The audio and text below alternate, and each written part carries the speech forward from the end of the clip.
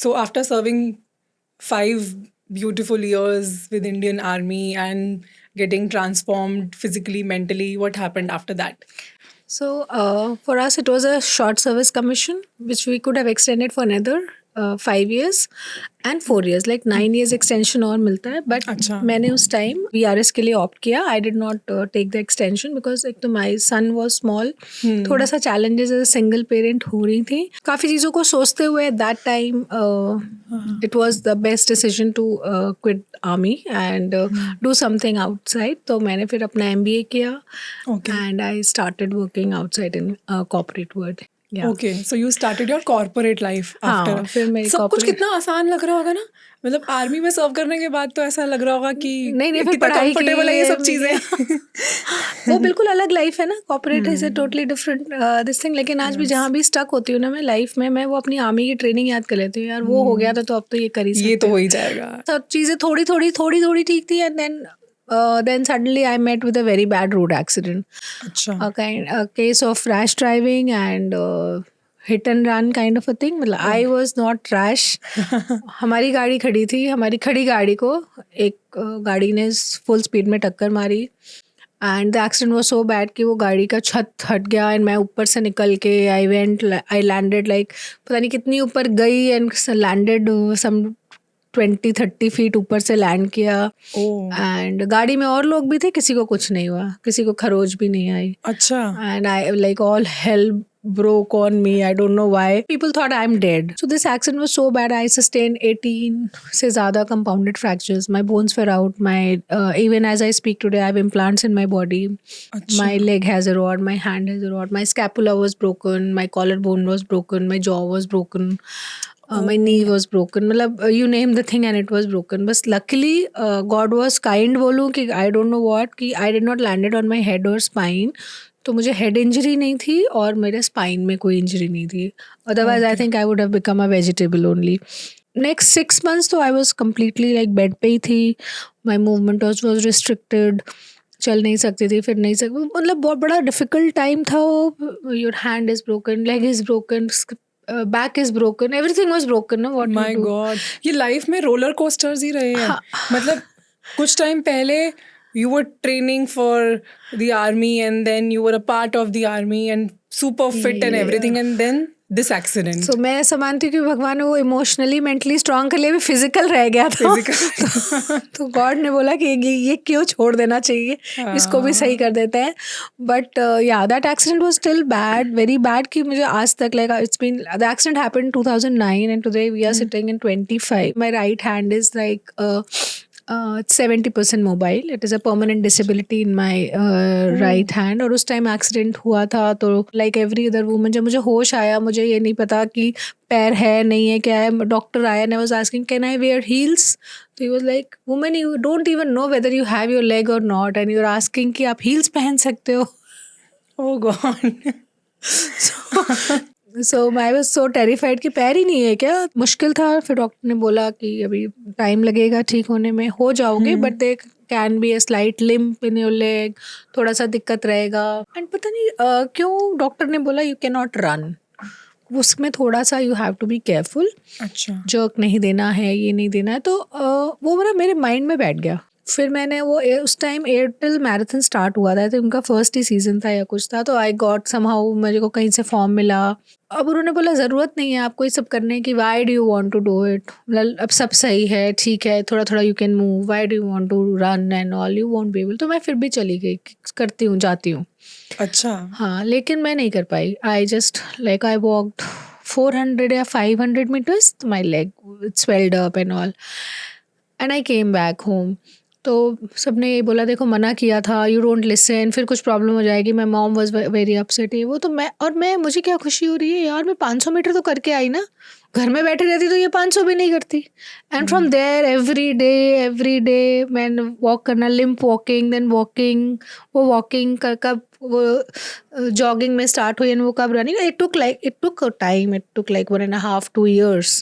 But I started running and then I became a marathon runner and I started running marathons. Wow. Mount Abu पे भी जाके marathon कर लिया, इधर भी जाके कर लिया. So I have lost count of how many marathons I have done. wow. And मेरी you running you deserve an applaud from फिर मैंने अपने being डॉक्टर को भी bedridden to running marathons. Doctor को भी दौड़ा लिया अपने साथ कि सर आप भी दौड़ो मेरे साथ एक मैराथन. सक्सेस की गारंटी नहीं होती है, मतलब आप फेल भी हो सकते हो लाइफ में, बट ये है कि हमने ट्राई किया वाला. जैसे I went for my first marathon जो मैं गई, नहीं कर पाई. आई फिल्ड फॉर अ 2 या 5 किलोमीटर्स वाला, बट नहीं हुआ मेरे से. बट वो मेरे को एक होप हुआ कि I can do it.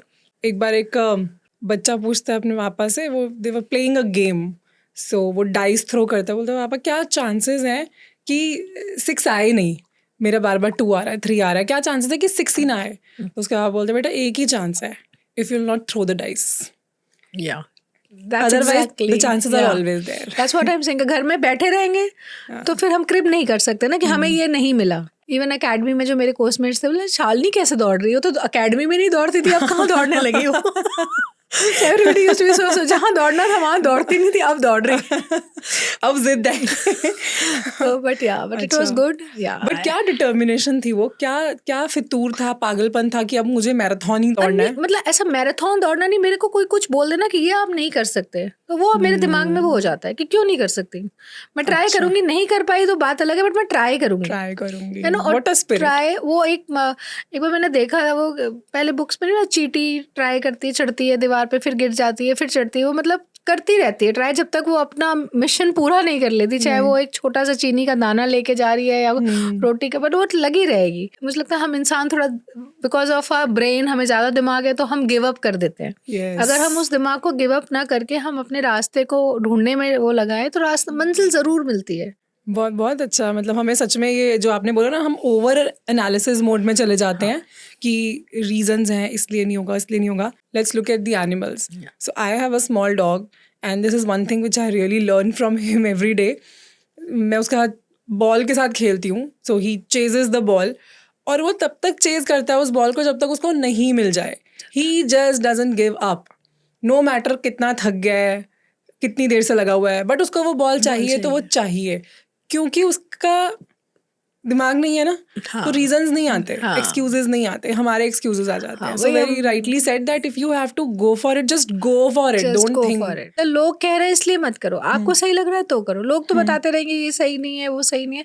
Definitely advices आप लेते रहो, मैं भी एडवाइस लेती हूँ. वो कहते हैं ना, सुनो सबकी, करो अपने मन की. तो जो आपका मन कहे कि ये सही है वो करो, अगर मन नहीं कहता तो उसको मत करो. तो अगर मैं उस टाइम सबकी सुन लेती तो मैं शायद आर्मी नहीं ज्वाइन करती, उस टाइम सबकी सुन लेती तो शायद मैं ऑफिसर नहीं बन पाती. तो बहुत सारी चीज़ें हैं ना कि मतलब जो सही लगे वो करो. By this time, how old is your son? मतलब इस टाइम पे आपके बेटे की क्या एज हो गई थी? What was he doing? School में ही था वो. My son completed his class 12th in 2017 and 2017 was the year जिसमें I became Mrs. India 2017. ये Mrs. India का चैप्टर कहाँ से आया? So Mrs. India also just happened. मतलब I had no clue, और मुझे ना इसके बारे में पता था ना मुझे इसमें कोई इंटरेस्ट था. बट मेरी फ्रेंड शी वॉज लाइक कि यार तेरी लाइफ इतनी इंस्पायरिंग है, इतना कुछ तुमने किया है, people should know about you, girls should take inspiration मिलनी चाहिए. तो मुझे इतना इंस्पिरेशन वगैरह का कुछ नहीं. मैंने कहा चलो मेरे बस का नहीं है यार इतना, with office job, with child, ये मतलब कहाँ से करूँगी मैं. But I slept over that thought. फिर मैंने कहा चलो फॉर्म ना भर देते हैं. फिर मैंने बिना किसी को बताया, सिर्फ I took the help of my son. मैं टेक्निकली थोड़ा सा हैंडीकैप्ड हूँ, तो मैंने अपने बेटे की हेल्प के लिए फॉर्म भर दिया और मैंने किसी को नहीं बताया. मेल आई, सुबह का टाइम था, मैं सुबह उठ के अपनी मेल्स चेक कर रही थी and my son was sleeping next to me. मैंने मेल खोली, मैंने कहा अरे मेरा वो आया कि congratulations you have been selected. फिर मैंने किसी को बताया ही नहीं था. ध्रुव को मैंने उठाया, अरे मेरा सिलेक्शन हो गया. तो he got up, he hugged me and again slept. अब मैंने कहा मैं कैसे बताऊँ सबको. फिर मैंने मम्मी को बताया, फिर मैंने अपनी फ्रेंड को बताया. दे वर लाइक अच्छा हम ही ने तुम्हें बोला और तुमने हमें ही नहीं बताया कि यू गॉट सिलेक्टेड. इसमें जब हमें पहुंचना था उससे पहले हमें एक उन्होंने टास्क, 2-3 उन्होंने टास्क दिए थे जो हमें करके आने थे. एक टास्क मतलब उसमें था कि मतलब you have to present like talent round था. तो इंडिया में फॉर्चुनेटली और अनफॉर्चुनेटली मतलब एक लेडी का टैलेंट या तो वो खाना बना ले, या वो डांस कर ले, या वो गाना गा ले, और मेरे अंदर तीनों ही टैलेंट नहीं थे. neither I was a good cook, neither I was a dancer, neither I was a singer. तो मैंने, और वो 1.5 या 2 मिनट का उन्होंने दिया था कि उतना आपको उसमें परफॉर्मेंस देने, कोई पेंटिंग कर सकता है, कोई मतलब जिसका जो टैलेंट है। तो मैंने अपने आप को टैलेंट पैरामीटर में डाला, तो मैं तो कहीं नहीं आ रही थी कि ना मुझे पेंटिंग आती है, ना कुकिंग आती है, ना डांस आता है, ना गाना आता है। तो मैंने अपनी फ्रेंड को बोला, यार मैं ना विड्रॉ कर रही हूँ अपना ये, मेरे बस का तो नहीं है। तो उसने बोला, तुम 1.5 मिनट के लिए 2 मिनट की तुम परफॉर्मेंस नहीं दे सकती। मैंने कहा मैं करूँगी क्या? और मेरे पैर में भी प्रॉब्लम थी कि मैं इतना जंप वंप नहीं कर सकती थी बिकॉज ऑफ द इंजरीज। उसकी एक कोई फ्रेंड थी, वो किसी स्कूल में, she was a dance teacher. तो वो सुबह सुबह स्कूल जाने से पहले आती और फिर शाम को वो स्कूल से लौटती, तो मैं भी उस टाइम ऑफिस से आ जाती। तो हमें सुबह के 15 मिनट मिलते, शाम के 15-20 मिनट, उसमें हम प्रैक्टिस करते थे, ये करते थे। मुश्किल था, लेकिन वो किया और वहाँ पहुँचे। जब वहाँ पहुँचे तो there were so many girls and मतलब आपने एक 1.5 मिनट का परफॉर्मेंस रेडी किया? हाँ, रेडी किया। सभी को कुछ ना कुछ करना था। तो जब मैं वहाँ पहुँची तो सो इसमें you have to be a Indian passport holder. तो जो लड़की NRIs थी वो भी आई थी, तो मतलब ब्यूटीफुल गर्ल्स। तो कई बार मतलब आपको लगता था यार मतलब हमें यहाँ कैसे आ गई, है ना। बट फिर मैंने ये सोचा कि I have come here to enjoy the process, to learn the see what it is, and किसको मन नहीं करता तो look good, walk in beautiful dresses and gowns. So I just came there for experience and neither I was threatened by the competition. मेरे को कोई डर नहीं था कि यहाँ पे ये हैं वो है। और उस टाइम मेरा competition में ही थी कि मुझे अपने से अपना बेस्ट प्रेजेंट करना है, अपना मतलब आर्मी का वो 5 days वो बूट्स, यहाँ का वो स्टेलेटोज ना, कि मतलब वहाँ का वो 5 days का जो एग्जाम था, और इसका तो फ्रॉम बूट्स टू स्टेलेटोज। या तो अगर आप अपनी कभी बुक लिखो तो उसका टाइटल ही रखना। तो इट वाज इंटरेस्टिंग। और उसमें सबसे मज़ेदार ये हुआ कि जो टैलेंट राउंड था उसमें जब मैंने अपना डांस परफॉर्मेंस दिया तो इतनी तालियां बजी। उन्होंने बोला वंस मोर। अब मैंने बोला वंस मोर तो यार मेरे से होगा नहीं, एक ही बार हो गया। And I came out and I called my teacher, जो मेरी टीचर थी, उनको मैंने बताया कि मेरा तो बहुत अच्छा हुआ, बहुत तालियां बजी है वो। And I came first in the talent round. Oh wow. So मतलब आई वाज सो सरप्राइज्ड कि जिस चीज़ के लिए मैं छोड़ रही थी, जिस टैलेंट राउंड की वजह से ही सोच रहे थे कि गिव अप कर दूं यहाँ पे। I am still not a dancer, लेकिन उस 1.5 मिनट के 2 मिनट के परफॉर्मेंस में हमने बहुत मेहनत की थी। And icing on the cake was कि they announced my name after the 5th day as a winner. तो मतलब that was like wow, seriously it was wow. And मेरे बेटे का उस साल 12th था और मेरा ये था। तो सबने बोला कि यार उसका 12th है, why are you getting into this, उसको डिस्ट्रैक्शन होगा। मैंने कहा वो उसका एग्जाम है, ये मेरा एग्जाम है। You're not just an inspiration to all the women, but you're also an inspiration to all the mothers, because mothers do this. वो अपने बच्चों की वजह से अपने एस्पिरेशंस को गोली मार देती हैं कि ठीक है अभी क्या करना, अभी बच्चे की पढ़ाई है उसको ध्यान देते हैं। बट यहाँ पे आपका बेटा 12th के एग्जाम्स दे रहे हो और आप ब्यूटी पैजेंट में पार्टिसिपेट कर रहे हो, ये कितनी अच्छी चीज़ है। Because when you will be happy, mentally healthy, satisfied, then only you will be able to give him all the happiness. अच्छी बात बोली गुंजन कि मदर सैक्रिफाइस करती है। कई बार आप करना नहीं चाहती, लोग करवाते हैं। जैसे मेरे केस में, अरे बेटे का 12th है, अभी इसको करने की क्या ज़रूरत है, अरे बेटे, मतलब always the woman has to sacrifice for lot of things family के लिए। और मैं ये नहीं कहती कि गलत है सैक्रिफाइस करना, डेफिनेटली अपनी फैमिली के लिए नहीं सैक्रिफाइस करेंगे तो किसके लिए करेंगे।